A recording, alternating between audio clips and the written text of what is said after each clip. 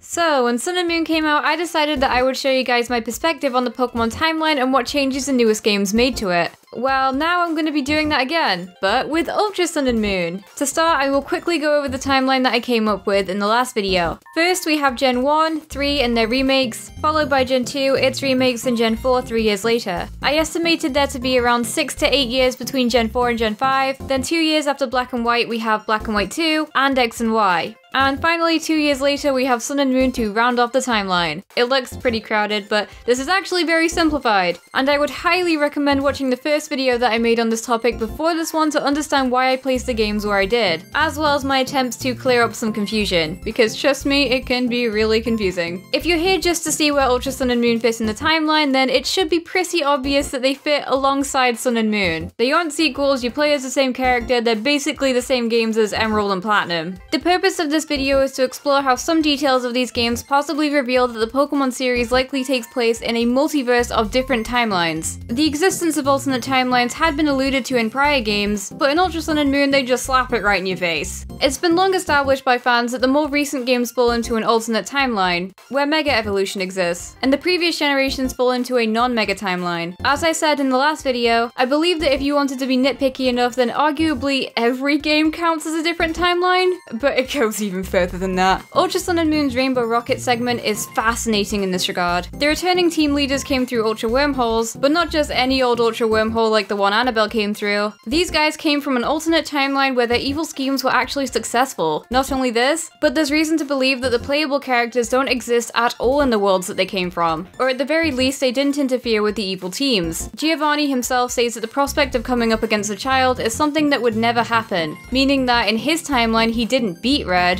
or Leaf, I guess, but he never actually came up against them in the first place. He also says that despite this, coming up against a player character seems nostalgic. Hey, wouldn't it be interesting if the timelines leaked into each other sometimes and he actually did have some sort of repressed memory of the events that we know? But it was probably just an ironic reference thrown in there for older players to catch. We already know that Annabelle is someone who has likely crossed timelines, but I'd like to talk about Mohn this time. Luzamine's amnesiac husband and the father to Lily and Gladion is a puzzling character for sure. We know him as the man who runs Poképelago, but in truth he was once a professor who studied the Ultra Wormholes before disappearing into one himself. It's unknown when Mohn returned from the Ultra Wormhole, or if the Mohn seen in-game is even the same one that disappeared from that specific timeline. In Sun and Moon it's unclear if his memory is intact because the whole mystery was irrelevant to his position at Poképelago, but in Ultra Sun and Moon there's a cutscene that appears to answer that question. Mohn visits Aether Paradise, and through a discussion with Luzamine it's obvious that he has no recollection of his life before the Ultra Wormhole, just like Annabelle. To me it's pretty confusing why Annabelle and possibly Luca crossed entire timelines and ended up in completely different locations, but Mohn ended up back in Alola, possibly in the same timeline he came from. There's no way to tell for sure though. Luca has been a staple of the post-game content in every generation since his introduction, and I don't think that this is a trend set to stop anytime soon. I'm hoping that possibly later main series installments might reveal more about Ultra Wormholes and how they interact with the different timelines, even if it doesn't dominate the main story. I'm thinking along the lines of how Zygarde secrets were carried over from X and Y into Sun and Moon. It's just a matter of time.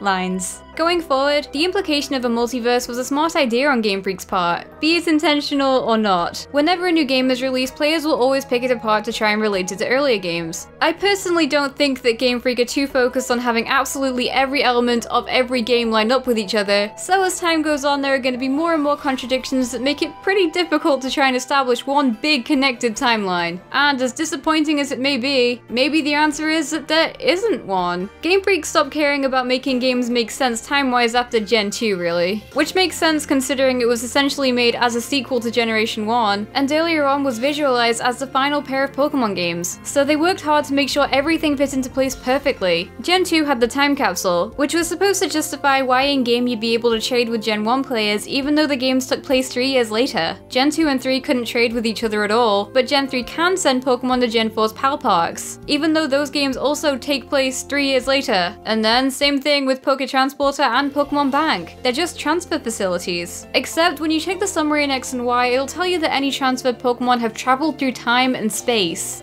What? I don't get it. Wait.